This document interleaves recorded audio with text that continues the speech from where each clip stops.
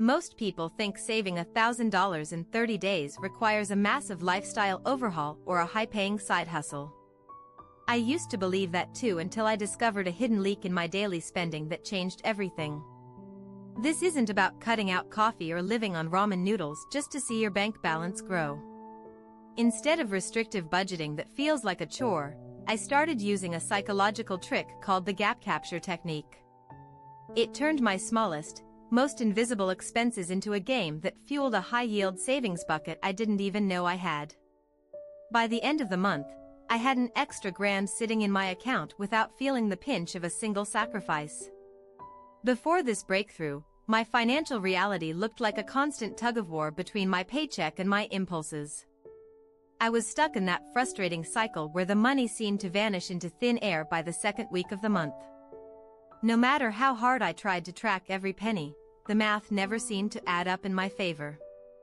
I tried every traditional budgeting app and spreadsheet available on the internet to regain control. I would spend hours categorizing every grocery trip and gas station visit, hoping for a sense of clarity. But these rigid systems felt more like a financial prison than a path toward freedom and growth.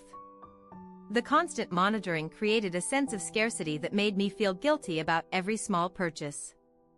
I found myself obsessing over the price of a sandwich while completely ignoring the bigger picture of my spending habits.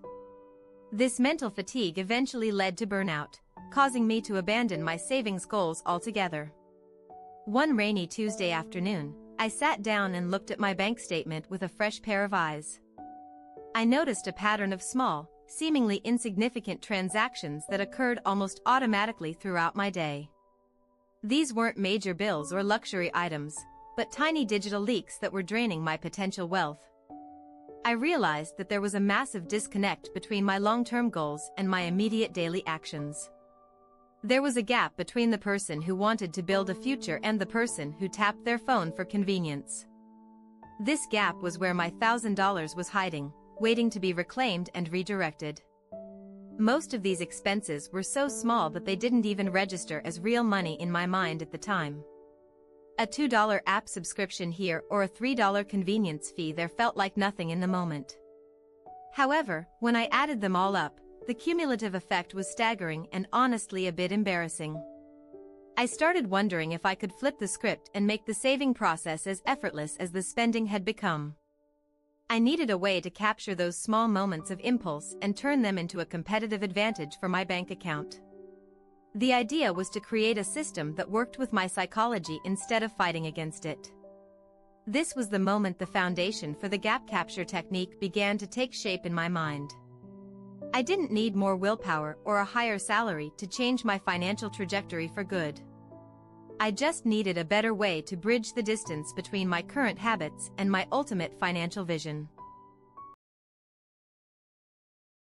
I looked back at my bank statements and saw a pattern of mindless digital swipes that added up to hundreds of dollars.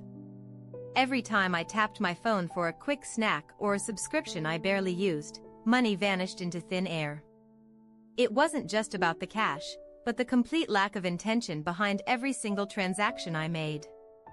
I tried the old-school spreadsheets and the restrictive apps that tell you no every 5 minutes.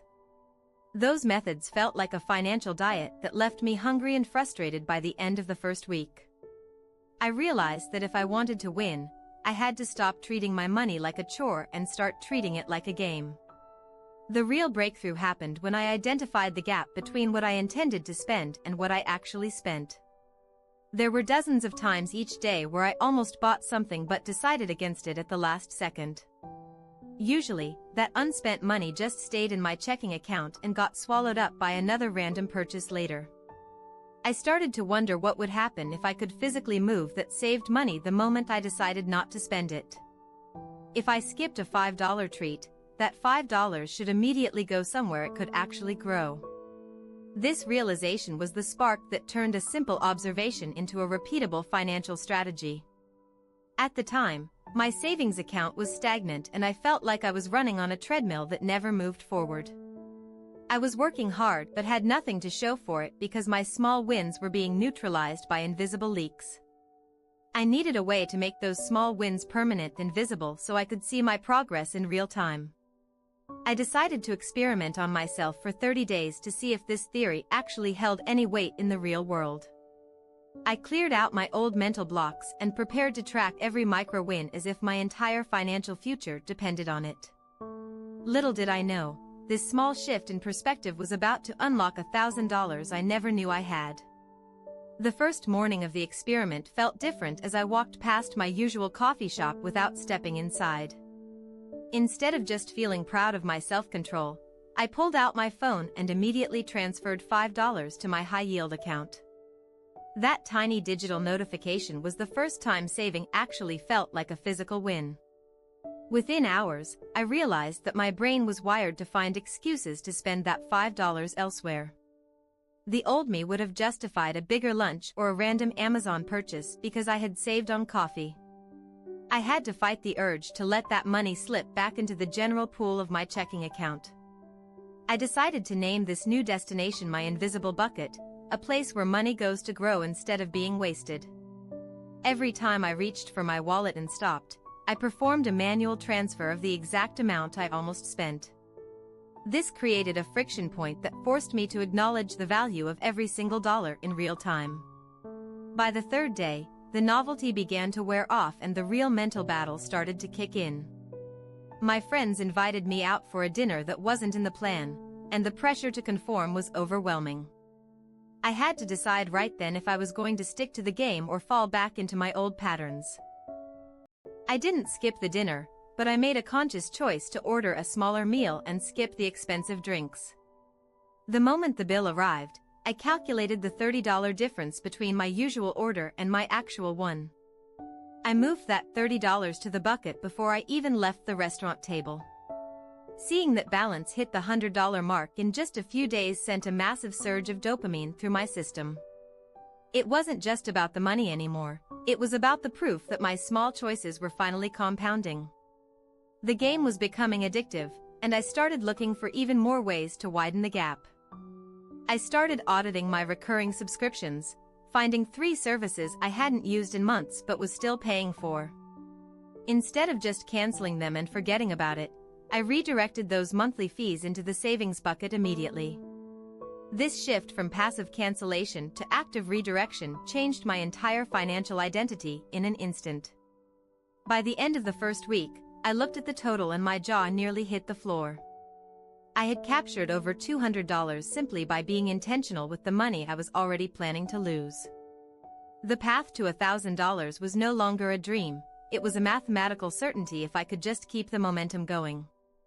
This initial success felt incredible, but I knew the low-hanging fruit like subscriptions wouldn't carry me all the way to the finish line. I had to dig much deeper into my daily impulses if I wanted to hit that 4-figure goal before the month ended.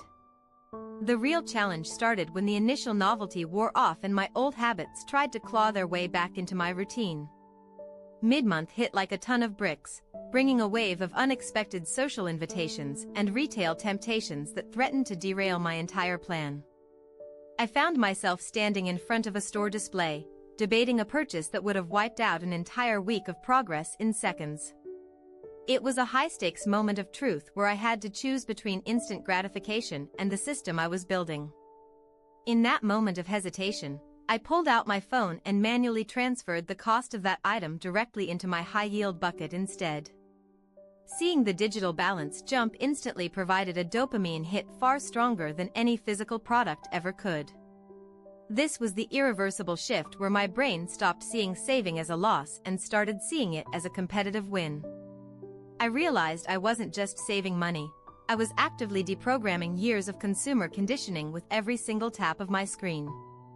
The gap between my impulses and my actions had become a powerful filter that only allowed intentional growth to pass through. I was no longer just a person trying to save, but a strategist obsessed with winning the game I had created. Just as I felt invincible, the real world decided to test my new system with a vengeance. A sudden invitation to a close friend's birthday weekend arrived, threatening to blow my strict daily limits completely out of the water. I had to figure out how to maintain the momentum of the gap capture technique without becoming a social hermit.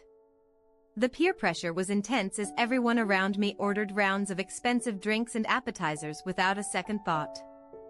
I felt that old familiar itch to just blend in and stop worrying about the digital transfers for just one night. It was the first time my gamified system felt like it was clashing directly with my real-life relationships. I made a tactical mistake early that week by trying to be too restrictive with my food budget to compensate for the upcoming social costs. By Wednesday, I was so hungry and exhausted that I almost caved and ordered a $30 delivery meal out of pure desperation. I realized that starving myself wasn't a sustainable strategy, it was just a recipe for a massive rebound spend. During this stressful stretch, I discovered what I now call phantom expenses, which are those tiny fees that happen when you are stressed and looking for convenience. I noticed I was spending an extra $15 a week just on premium parking and expedited shipping because I was constantly rushing. These weren't impulses I could just skip, but symptoms of a disorganized schedule that was costing me cold, hard cash.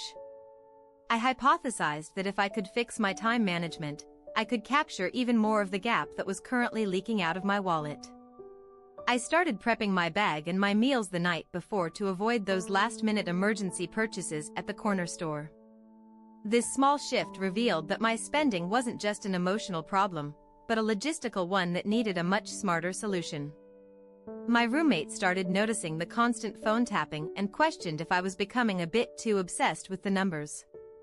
Explaining the logic behind the gap capture technique was harder than I thought when they just wanted to enjoy a normal, carefree weekend. I had to find a way to balance hitting my $1,000 goal without alienating the people I cared about most. Then, the ultimate budget killer struck when a low tire pressure light on my dashboard turned out to be a serious nail in the tread. The repair cost wasn't astronomical, but it was a $60 hit that didn't fit into any of my pre-planned gamified categories. I felt a wave of genuine frustration as I realized that life doesn't always provide a gap to capture, sometimes it just takes. I almost let that $60 repair break my spirit and stop the entire experiment right then and there. But instead of quitting, I challenged myself to find a way to earn that money back through even more aggressive gap hunting in other areas. I knew that if I could survive this week of unexpected obstacles, the final stretch toward the $1,000 mark would be absolutely legendary. I started looking for gaps in places I previously considered off-limits to make up for that lost ground. My roommate noticed me scanning the pantry instead of ordering our usual Friday night takeout and called the whole experiment obsessive. This external skepticism only fueled my desire to prove that the system could withstand both social pressure and unexpected setbacks. In my desperation to recover that repair cost quickly, I tried to cut out my basic grocery essentials, which turned out to be a massive mistake. I ended up so hungry and drained by Tuesday that I almost caved and ordered an expensive delivery meal out of pure exhaustion. I realized then that the gap capture technique isn't about extreme deprivation, but about redirecting the unnecessary without breaking your physical energy. I shifted my focus toward the hidden costs of my social life that I had ignored for years. I proposed a no-spend challenge to my friends for our weekend hangout, suggesting a local hike and a potluck instead of the usual bar crawl. To my surprise, they weren't just okay with the idea, they were actually relieved to save some money themselves. By the end of that single weekend, I had captured another $100 that would have normally vanished into overpriced cocktails and surge-priced rides. The tire repair was now fully offset, and my momentum was stronger than it had ever been during the entire month. I could finally feel the finish line approaching, and the $1,000 goal shifted from a distant theory into a looming reality.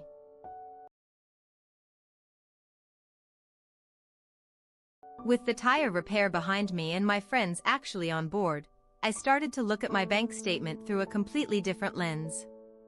I wasn't just seeing transactions anymore, I was seeing a battlefield of missed opportunities and reclaimed territory. This wasn't just a lucky streak, but a fundamental shift in how I perceived the flow of my own money. I realized that the hardest part of the gap capture technique isn't finding the money, but resisting the urge to spend the surplus as it grows. As my high-yield account balance climbed toward the $800 mark, a dangerous voice in my head started suggesting that I had earned a reward.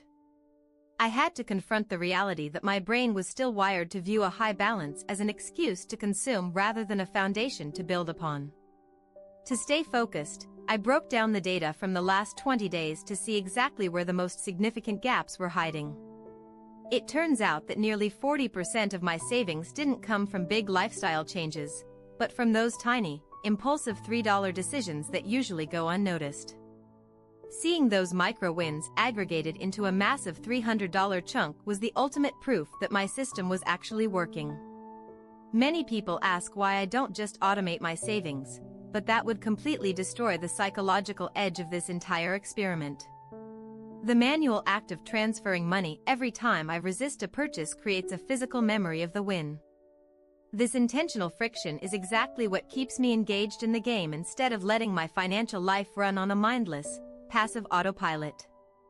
I started investigating why these impulses were so strong in the first place and realized how deeply we are conditioned by modern marketing.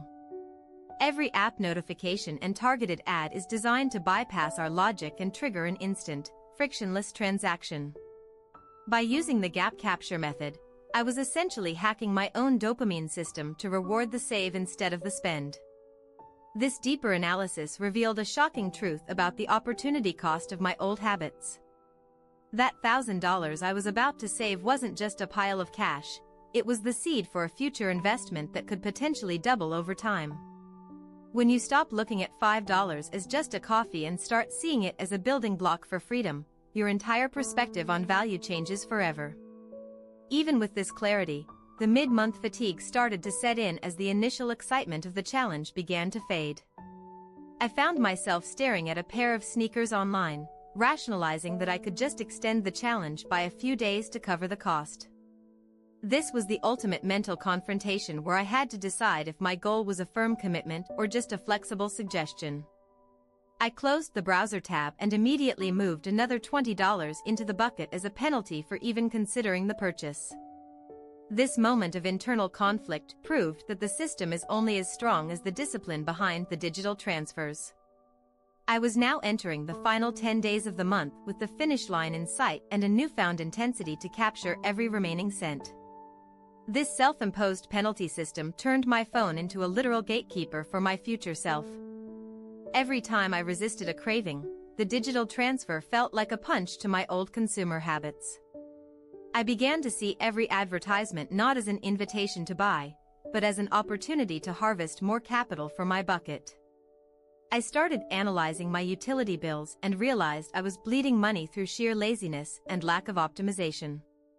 By adjusting my thermostat by just 2 degrees and unplugging vampire electronics, I calculated a projected $30 saving for the month. I didn't wait for the bill to arrive, I moved that estimated savings into the bucket right then to keep the pressure on.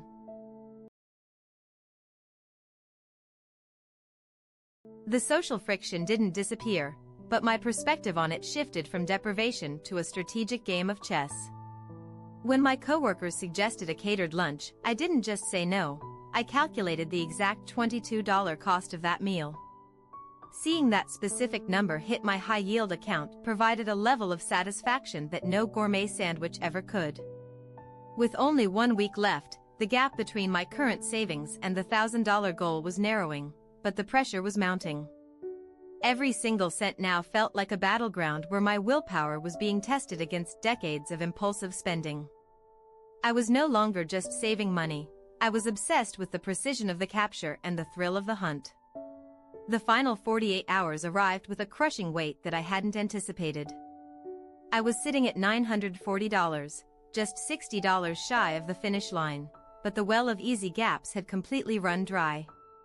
Every subscription was canceled, every meal was prepped, and there seemed to be absolutely nothing left to harvest from my daily routine. Then, the floor dropped out from under me when an automated annual subscription I had completely forgotten about hit my account. It was a $95 charge for a professional software suite I hadn't used in months. In a single notification, my progress didn't just stall, it plummeted back down to $845. I stared at the screen in total silence, feeling the heat of frustration rise in my chest. All the discipline, the skipped social outings, and the constant manual transfers felt like they had been erased by a single line of code. It felt like the universe was telling me that no matter how hard I gamified my life, the system was rigged to keep me at zero. I actually closed my banking app and threw my phone onto the sofa, ready to call the whole experiment a failed attempt. I told myself that $900 was still an incredible achievement and that maybe the $1,000 goal was just too ambitious for a single month. The momentum that had carried me for 29 days evaporated instantly, replaced by a heavy sense of resignation. When I told my roommate about the setback, they gave me that look of sympathetic pity that hurts more than actual criticism. They suggested we go out for a big dinner to celebrate the effort anyway, since the goal was officially out of reach. For a moment, the idea of a massive, expensive meal felt like the only logical way to numb the disappointment of falling short. I started looking back at the footage I had recorded, thinking about how I would frame this as a lesson in almost making it. I began drafting a conclusion about how life is unpredictable and how we should be happy with partial wins. It felt like the story was over, and the ending was going to be a bittersweet cautionary tale about hidden fees. But as I was scrolling through my transaction history to find the exact time of that software charge, I noticed something I had overlooked for the entire month. There was a specific pattern in my invisible bucket that didn't match my manual transfers. I realized I hadn't been accounting for a secondary source of leakage that was actually working in my favor behind the scenes. This wasn't just a mistake in my math, it was a hidden feature of the high-yield account I had chosen that I hadn't fully understood. A surge of adrenaline hit me as I realized the $95 loss might not be the end of the story after all. There was one final, high-stakes maneuver I could pull, but it required me to look at my debt in a way I had never dared to before. I stared at my credit card statement, realizing that my focus on saving had blinded me to the interest rates eating my progress from the inside. For a moment, the weight of those numbers felt like a total defeat, making the $1,000 goal seem like a hollow victory. It looked like the interest charges were going to swallow my entire month of hard work in one single, cold transaction. I sat there in silence, ready to admit that the system had failed against the sheer gravity of my past financial mistakes. The math simply wasn't adding up, and the gap I had worked so hard to capture was being drained by a debt cycle I thought I had under control.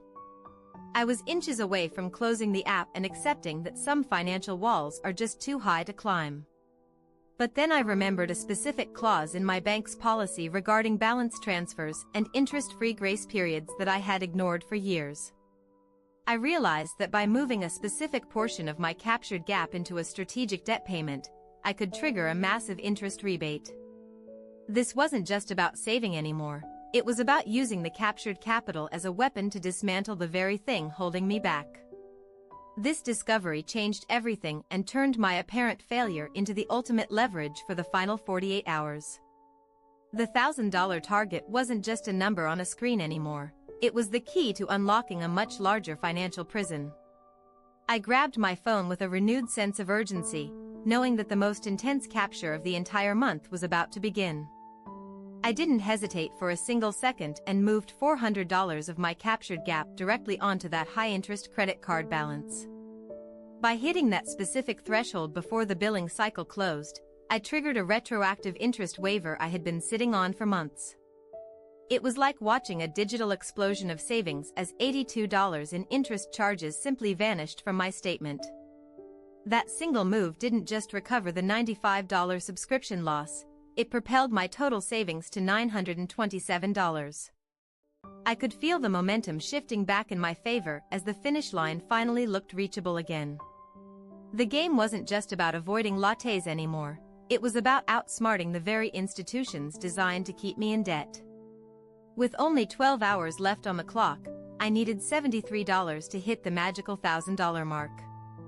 I went through my house like a forensic investigator, looking for anything that could be converted into immediate liquid capital. I found a stack of old video games and a high-end blender I hadn't touched in a year and listed them on a local marketplace for a quick sale price. Within 2 hours, my phone buzzed with 3 different buyers ready to pick up the items for cash. I didn't just take the money and put it in my wallet, I drove straight to the ATM and deposited every cent into my high-yield account. This was the ultimate gap capture, turning physical clutter into the final bricks of my financial fortress. Standing at that ATM, I realized that the gap capture technique had fundamentally rewired my brain's reward system. I wasn't mourning the loss of my old gadgets or the missed dinners with friends. I was experiencing a genuine high from the act of accumulation, a feeling far more sustainable than any temporary consumer purchase. I sat back in my car and opened the app one last time to see the final numbers refresh. The screen blinked, and there it was, $1,004.62.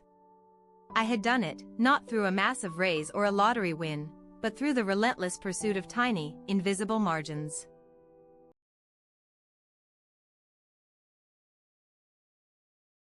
This wasn't just about the $1,000, it was proof that the system actually worked under extreme pressure. Every microtransfer and every resisted impulse had aggregated into a life-changing habit that I could now repeat every single month. The gap capture method had turned a month of potential scarcity into a masterclass in financial sovereignty. I looked at that balance and felt a sense of peace I hadn't known in years.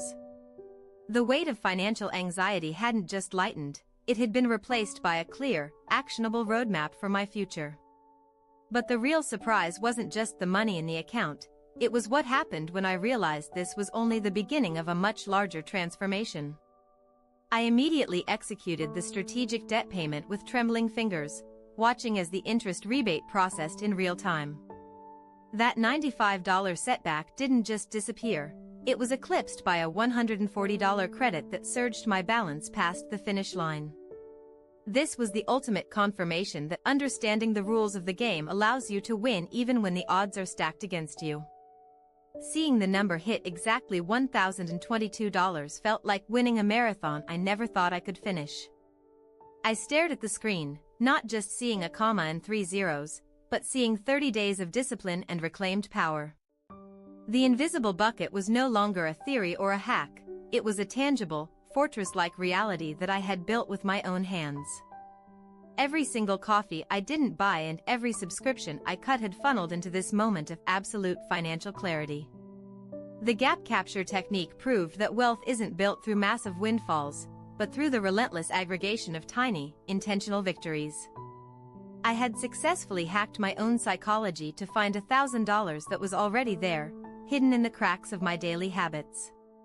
This journey transformed my relationship with money from a source of constant stress into a game of strategic growth. I didn't just save $1,000, I gained a permanent blueprint for financial freedom that anyone can replicate starting today. The finish line of this month is actually the starting block for a life where I am finally the one in control of every single cent. That $1,000 didn't just sit there, it became the foundation for a completely different way of living. I stopped looking at my bank account with a sense of dread and started seeing it as a scoreboard for my daily wins. The gap capture method wasn't just a 30-day experiment, it became the permanent operating system for my entire financial life. Over the following months, that initial momentum snowballed into an emergency fund that finally gave me the courage to pursue much larger goals. I realized that the real wealth wasn't the cash itself, but the mental shift from being a passive consumer to an active architect of my future. Now, every dollar I encounter is evaluated through the lens of its potential to grow rather than its power to entertain. You don't need a massive salary or a finance degree to start building your own invisible bucket right now. The gaps are already there in your daily routine, just waiting for you to notice and capture them before they disappear into the void. It all starts with one small, intentional decision today that your future self will thank you for. But saving the money is only half the battle. The real magic happens when you learn how to make that captured capital work even harder for you. Now that I had my first $1,000, I needed to figure out how to turn that stagnant cash into a self-multiplying machine. That is exactly why I decided to apply this same gamified logic to the world of high-yield investing, and the results were even more incredible.